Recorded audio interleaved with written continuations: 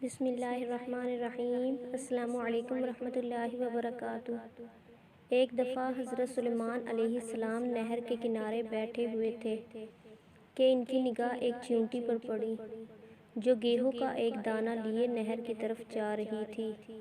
حضرت سلیمان علیہ السلام اس کو بہت غور سے دیکھنے لگے۔ جب چیونٹی پانی کے قریب پہنچی تو اچانک ایک مینڈک نے اپنا سر پانی سے باہر نکالا اور اپنا منہ کھولا تو یہ چیونٹی اپنا دانے کے ساتھ اس کے منہ میں چلی گئی۔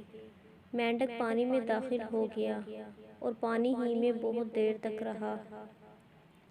حضرت سلیمان علیہ السلام اس کو بہت غور سے دیکھتے رہے۔ ذرا ہی دیر میں مینڈک پانی سے نکلا اور اپنا منہ کھولا تو چیونٹی باہر نکلی، البتہ اس کے ساتھ دانہ نہ تھا۔ حضرت سلیمان علیہ السلام نے اس کو بلا کر معلوم کیا کہ ماجرا کیا تھا اور وہ کہاں گئی تھی۔ اس نے بتایا کہ اے اللہ کے نبی، آپ جو نہر کی تہہ میں ایک بڑا کھوکھلا پتھر دیکھ رہے ہیں، اس کے اندر بہت سے اندھے کیڑے مکوڑے ہیں۔ اللہ تعالیٰ نے ان کو وہاں پر پیدا کیا ہے، وہ وہاں سے روزی تلاش کرنے کے لیے نہیں نکل سکتے۔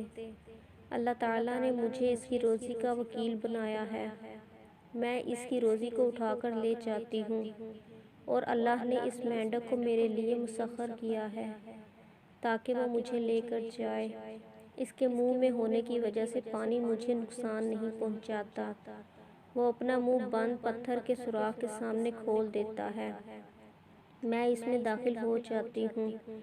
جب میں اس کی روزی اس تک پہنچا کر پتھر کے سوراخ سے اس کے منہ تک آتی ہوں تو مینڈک مجھے منہ سے باہر نکال دیتا ہے۔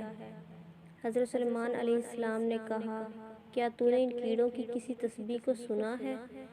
چیونٹی نے بتایا، ہاں، وہ سب کہتے ہیں، اے وہ ذات جو مجھے اس گہرے پانی کے اندر بھی نہیں بھولتا۔ سبحان اللہ۔